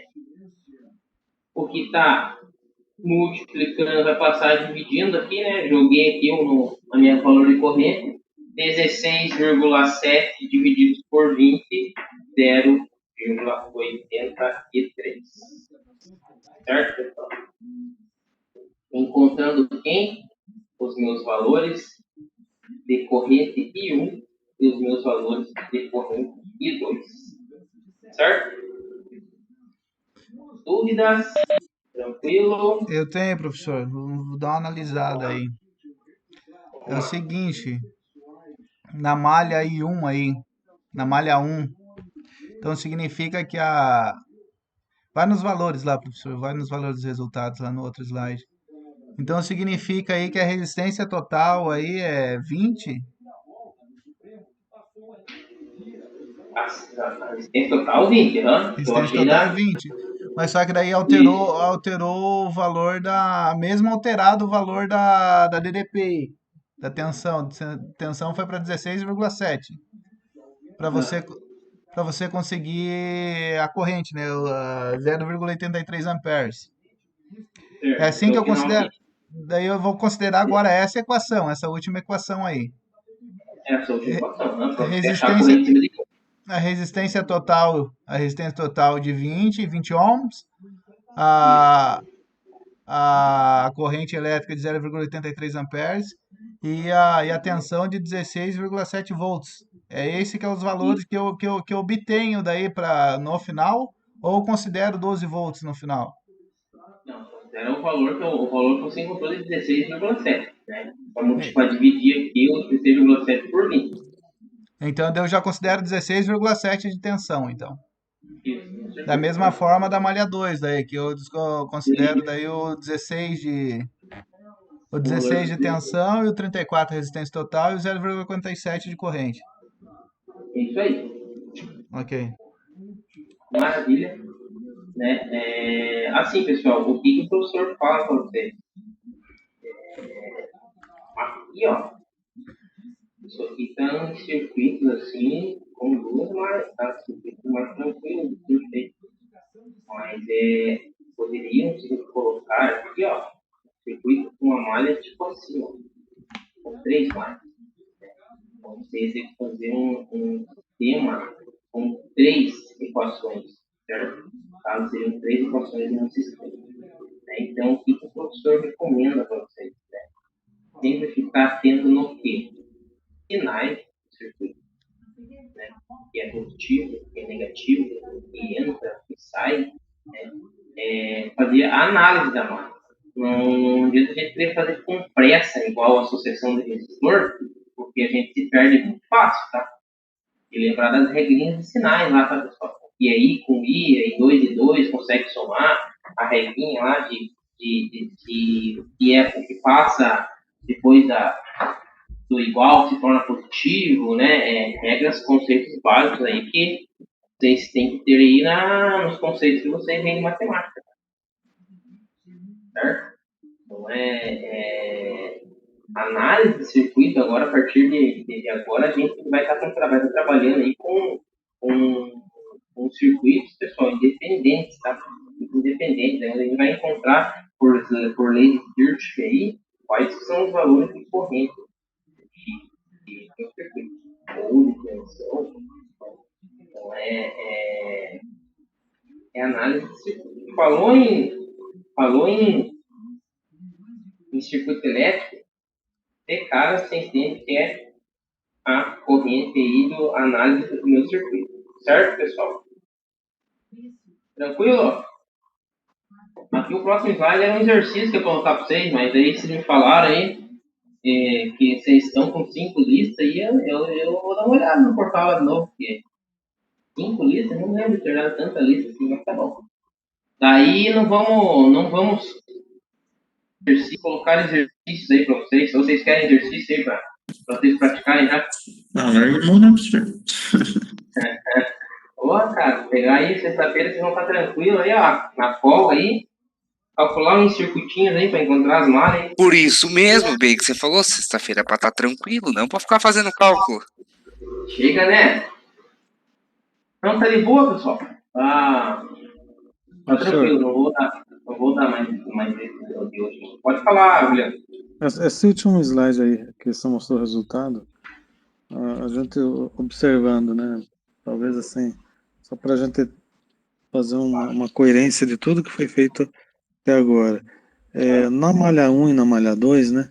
A gente acaba olhando ali que na hora a gente substituiu o valor da corrente, a malha um a gente chegou ao valor final de 83 amperes, enquanto a malha 2 ali, a corrente ele chegou a 47, né? 0,47 amperes. Assim, teoricamente, essa malha um a gente percebe ali que ela começa com 12 volts e a malha 2 com 2, né? Assim, pode ter essa coerência por a gente ter uma voltagem menor na malha 2 em relação à malha um. Teoricamente tem que ser a mesma correlação com a corrente, né? Se a voltagem ela está menor ou foi uma coincidência, a gente pode, de repente, um determinado problema, exercício, a gente encontrar algo totalmente diferente. De repente vem com uma voltagem maior e vai encontrar uma Uma amperagem corrente menor. menor. Uhum. Não, mas assim, esse é caso típico, tá? Não é porque a tensão aqui no circuito é uma tensão menor que ele deu uma corrente menor, tá? Não está associado a ter uma tensão maior e uma corrente maior. Vamos ver que para circuitos com corrente alternada, principalmente, quando você tem uma tensão maior, quanto maior a tensão, menor é a corrente. Quanto maior a corrente, é menor a tensão. Então, aqui foi um caso atípico, tá? Que o valor de tensão é menor, corrente menor, e tensão maior, corrente menor. A maior. Isso é importante para a gente Não refletir, sensibilizar e porque não ter aquele raciocínio que achando que deu 16 e deu corrente maior. eu falei, não, tá errado a minha conta, eu tenho que forçar um resultado, né? Porque eu fiz um exemplo onde tinha uma voltagem, né, maior e eu tive, consequentemente, uma corrente maior, né? Não entendi. Legal, Beleza? professor. Não, maravilha. O que eu posso perguntar para vocês? Ficou tranquilo, pessoal, essa análise do circuito aí? Corrente?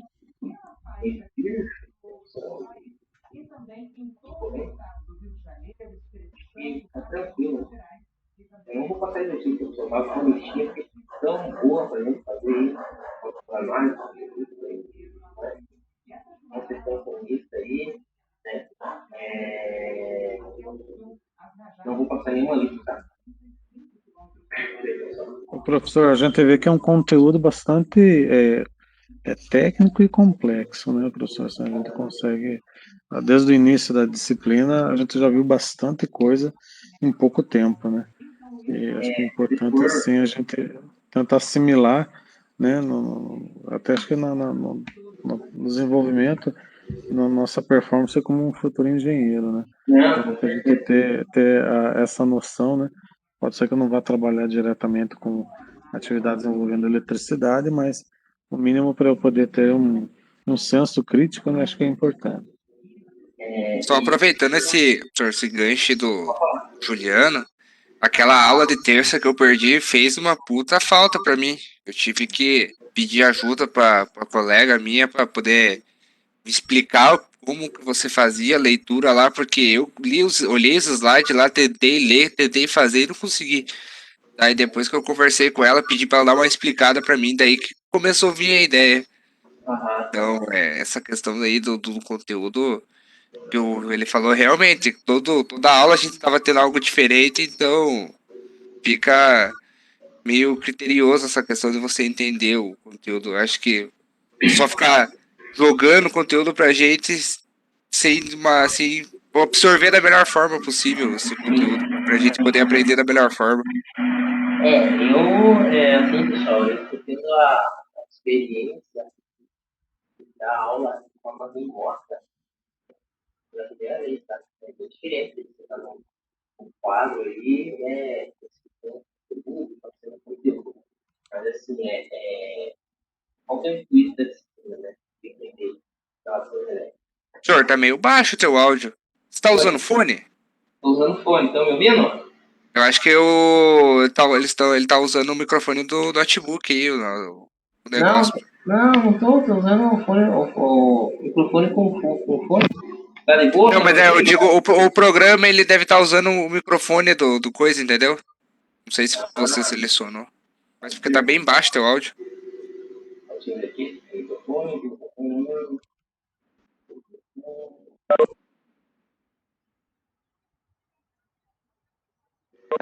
Estão me ouvindo? Ah, parece que deu uma melhorada, professor. Deixa eu mudar para outro aqui, ó. Menino. Oi, estão me ouvindo? Acho que no outro tava melhor mesmo, nesse primeiro aí que você tinha falado. Acho que tinha ficado melhor teu áudio. Melhorou alguma coisa aí? Esse corta o som, professor. Tá, deixa eu aumentar. Microfone.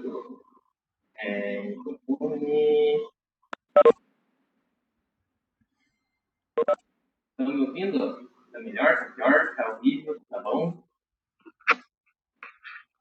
Tá bom, professor. Tá meio baixo, mas tá bom. Tá. Vou comprar um microfone novo aí. Mas vamos lá. Então, assim, qual que é a ideia, né? Circuitos elétricos. Vocês têm a base, né? O conhecimento aí na área de instalações elétricas, né? Por mais que vocês trabalhem, né? Com a engenharia mecânica, mas tudo está interligado, tá? Tudo está interligado, com automação, interligado com... A pessoa leva daquela forma. Ah, não, eu curso em engenharia mecânica. Eu quero saber de instalações elétricas. E aí você consegue entender que é o básico e que vocês têm que conhecer. Tá? Instalações como automação e implementação. Beleza? Eu pergunto para vocês assim, em relação assim, a disciplina, pessoal. Vocês estão conseguindo utilizar, estão entendendo, o professor está conseguindo deixar de uma certa forma clara para vocês aí, como é o desenvolvimento da disciplina, como é o conteúdo. Eu estou falando verdade aí, de perguntar para o professor, né? Ah, professor, eu gosto de falar, pode chamar no particular, a gente conversa. Às vezes o aluno lá atrás, né, na disciplina, ele não conseguiu pegar a tal matéria, né, a tal conteúdo, e ele fica meio apreensivo em perguntar, né, em aula depois. Então, não fiquem apreensivos em perguntarem aí durante a aula e também após a aula, né. Às vezes, na correria do dia a dia, na fábrica lá, eu não consigo responder, eu sei, mas sempre quando dá aí, a gente tenta aí fazer da melhor maneira, tentar e fazer um exercício, mas o Covid não é seria. Mas acho que é isso. É isso aí, é isso. A gente tem um conceito básico dentro de um circuito elétrico, tem uma corrente elétrica, uma tensão elétrica. Professor, só uma dúvida. Quando a gente fala com você que o áudio tá ruim, o que que você faz? Você mexe no fone, que daí automaticamente já fica bom para mim, quando eles falam que o áudio tá ruim. Olha, eu mexo aqui no plug de entrada aqui do... Agora ficou bom. Agora Tá ficou bom? claro para mim, daí Mas, ficava professor, baixo. eu acho ainda que o teu áudio ele tá usando o microfone do notebook. Tem alguma divergência, porque você mexe no notebook, a gente escuta você mexendo, então acho que não tá usando o teu microfone, não. Pode ser que seja. Quer ver? Eu vou chegar perto do notebook. Porque assim, o que eu estou usando? Eu uso o notebook, mas eu estou estendendo ele para um monitor. Então o notebook fica do lado e eu fico no monitor. Agora eu estou falando bem próximo Agora ganhou potência, ganhou potência, agora ficou bom. Agora melhorou. Bom, viu? Bom. Você me escuta bem? Me escuta bem, professor? Eu tô com o áudio do notebook também só. Tá me escutando bem? Eu tô ouvindo bem. Amanhã, então, eu vou fazer o seguinte, eu vou abrir a tela direto do notebook, eu não vou usar o monitor. Que às vezes dá uma cortada assim, daí para não ficar interrompendo você a todo momento também. Claro. Não, tranquilo. Agora, pra vocês terem uma noção, eu tô na cara do notebook aqui. Então, professor, a respeito do conteúdo que você perguntou aí, em relação, assim, eu falo por mim, né? Eu tô conseguindo compreender, assim, eu gosto muito desse campo da área de elétrica, assim. Eu só fiquei com uma dúvida só na Kirchhoff aí, mas se der, eu pergunto depois. Não, pode mandar, cara. Pode mandar sim, tá? Referente aí, puxando o gancho aí em relação à dúvida, aquela lista, pessoal, que tá aí para vocês, que não era para vocês fazerem ela entra conceito aí de delta estrela, tá? Conceitos aí de tipos de circuito, tá? Qual Então que é o nome, mais pra professor? frente. Delta Estrela? Ele entra uma regra que é utilizada em delta estrela. Eu fiz o primeiro exercício, deixa eu até pegar a folha aqui, quer ver? Fiz um rascunho. Eu fiz o exercício aqui, ó. O exercício número... Rapaz, é tanta folha. Eu fiz o exercício número 4, que a resistência deu 59. E ele é feito por sistema de delta estrela. E é uma regra que vocês não aprenderam ainda, tá? Mas eu posso estar passando. Como que eu fiz esse exercício número 4 aí. Eu vou fazer os demais, eu só preciso de tempo, gente, para mim resolver eles. Por isso que até agora eu não vou exigir de vocês essa lista, tá? Ah, positivo. Pesquisei aqui no YouTube, aqui estou vendo alguns exemplos. Como eu falei para você, pesquisei até em associação em curto-circuito, associação em ponte de Wheatstone, coisa louca assim. Mas só que não batia. Era muito difícil.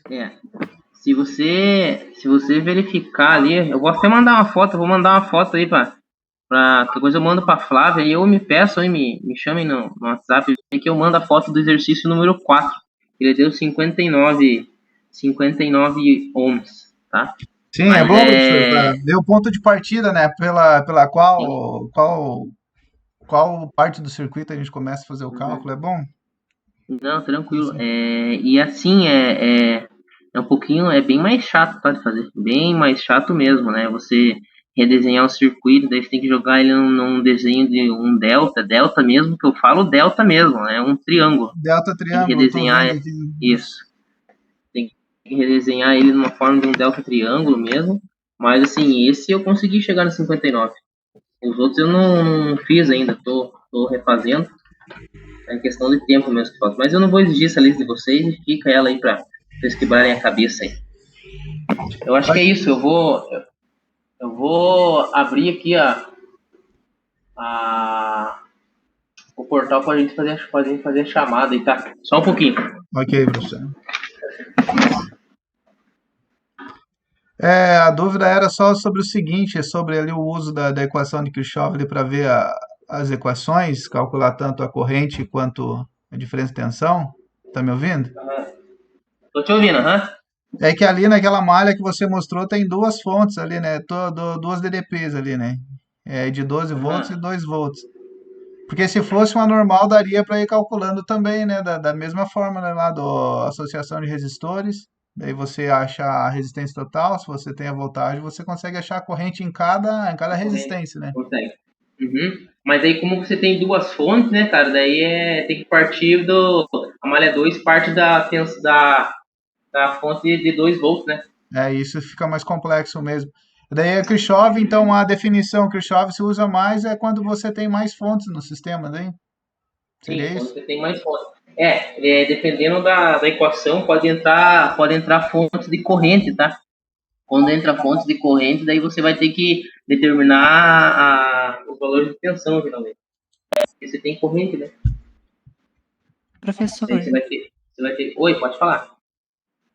Eu vou precisar sair, mas o senhor pode anotar meu nome na chamada? Claro.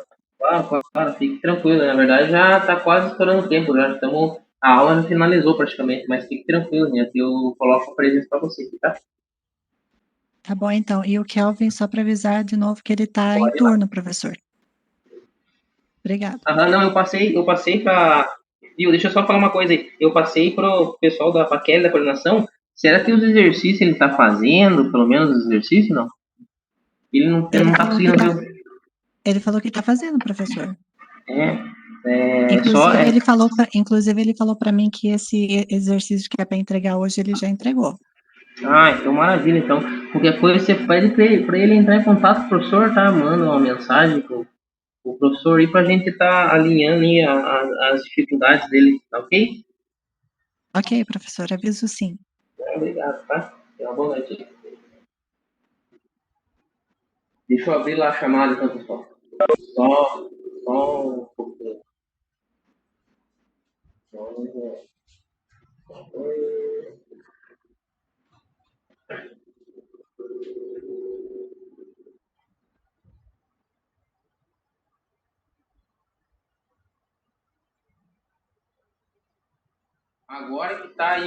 Agora que tá o portal tá funcionando de novo, eu vou colocar a aula de hoje, tá? A aula de hoje, mas sem lista de exercícios. Fiquei aí incomodado aí um pouco com a quantidade de listas que o professor passou.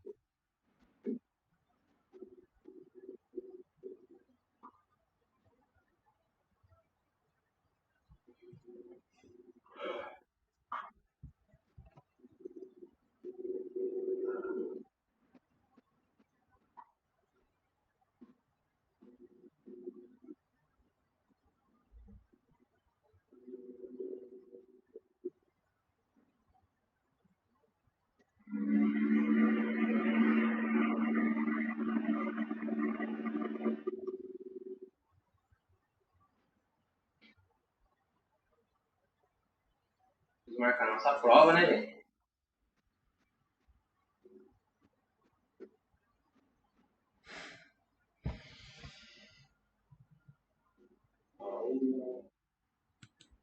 Quantos exercícios está pensando em colocar na avaliação, professor?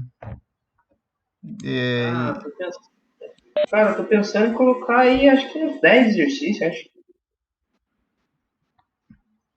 acho que uns 10 exercícios aí, ou um pouquinho mais. Eu vou tentar associar bastante aí, jogar 50% da prova em cálculo e 50% em teórico.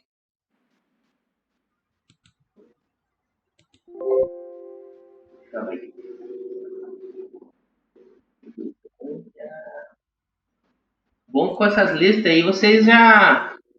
A prova vai ser embasada em cima da lista, então vocês vão tirar 10 na prova. Estão fazendo tudo ali.